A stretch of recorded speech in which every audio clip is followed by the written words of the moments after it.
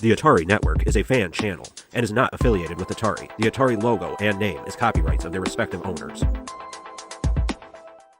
For the uninitiated, the Atari Recharged games is a series of modernizations of several classic Atari properties.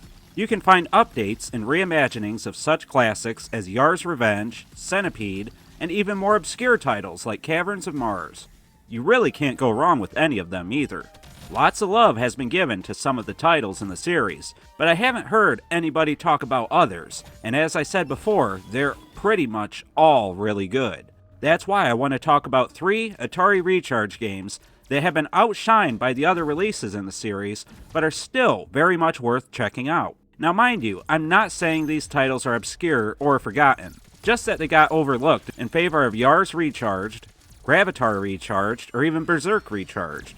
I played the Atari VCS versions for this video, but you can play them on the Nintendo Switch, PlayStation, Microsoft Xbox, or even on Steam. So there's no excuse not to try these out if you're interested after watching this video. But that's enough introduction. Let's take a look at 3 Atari Recharged games that you should be paying attention to.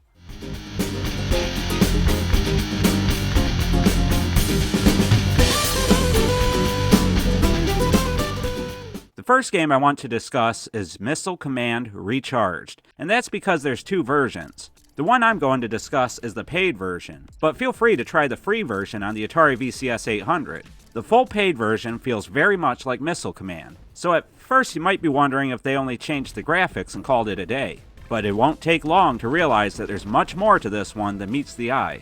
The classic Missile Command gameplay is as good as ever, and works great with a modern controller. Threats come from every direction, including from tanks that pull up to the side of your turrets and start launching bombs. It can honestly become overwhelming to conquer everything, but you have some tricks of your own in the form of power-ups. They float across the screen from time to time, and give you things like rapid fire, massive explosions that cover 3/4 of the screen, and even homing missiles that find their target no matter how bad your aim is. I really like the ricochet shot, that moves from one enemy to the next, but none of them last very long at all, so you can only really use them to get out of a pickle. The rest of your time, you're relying on your own skill and accuracy.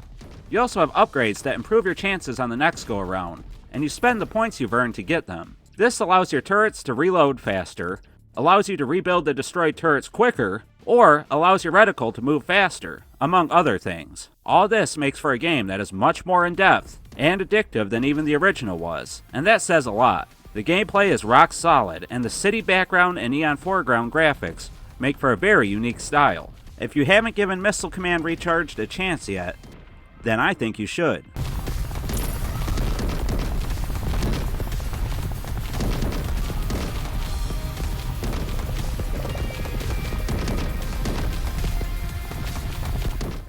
Quantum Recharged is based on a 1982 Vector arcade game that I honestly wasn't familiar with until I picked this one up. I only intended to get a little bit of gameplay for this video, but I ended up playing for much longer than I intended. And honestly, I didn't even realize it until I looked at the time.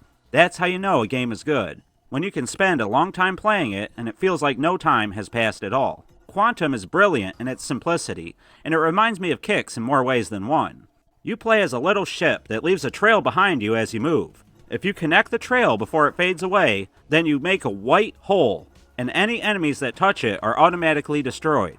You have the ability to dash and speed up in order to make larger holes, or you can try to make a succession of little ones instead. This, along with the variety of enemies that either move side to side, chase you, or dash about, make this one a lot more challenging than you might think. I know what you're thinking, that the game looks easy.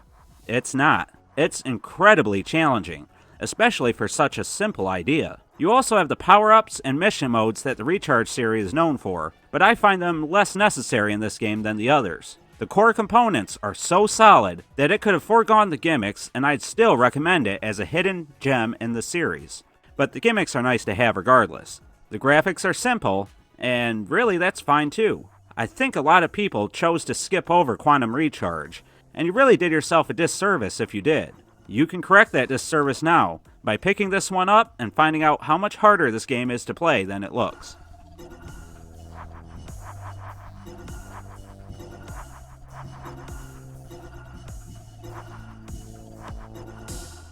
Black Widow Recharged was the second to last Recharge game that I picked up, and that's because I figured it was going to be one of the least exciting ones. But similarly to Quantum Recharged, it was much better than I initially anticipated.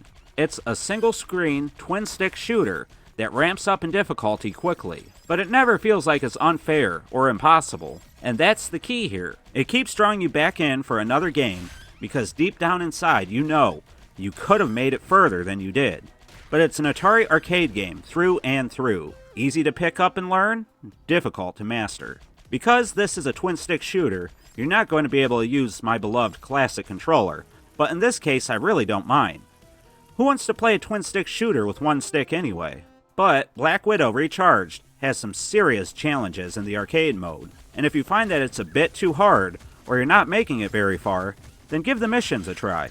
I honestly improved immensely after going to the missions for a while, but that's not to say the missions are easy. Often, the mission mode will limit you to a single power-up, or require you not to kill a certain bug like the Hornets. It's incredibly challenging, trying to not kill something in a twin-stick shooter, and it's a brilliant idea for changing things up. The music, as in most of the Recharged series, is pretty darn good, but the buzzing takes precedence over everything else in the audio department, and it might not be for everybody.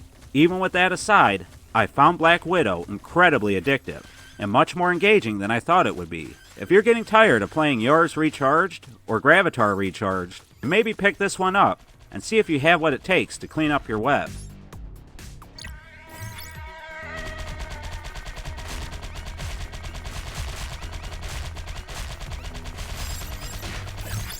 And there you have it, guys. 3 Recharge games that I think are pretty solid, but don't get as much love as some of the others. All 3 of these games are incredibly addictive, and will give you more hours of gameplay than you might expect. And that's because they are way more addictive than even the originals. The ability to progress through the missions and upgrade your turrets and missile command are great for replayability and longevity. But it's the solid controls and challenge that will keep you coming back for more, time after time. By all means, if you haven't tried any of the Recharge games, then give Cavern of Mars Recharged, Yars Recharged, or Gravitar Recharged a go. They top most people's lists of Recharge games for a good reason. But after you're done enjoying those classics, don't forget to give Missile Command Recharged, Quantum Recharged, and Black Widow Recharged a go too. With all that being said, I'm the 7800 Pro System Gamer on behalf of the Atari Network, and I'd like to thank you all for watching. Keep it classy, Rechargians.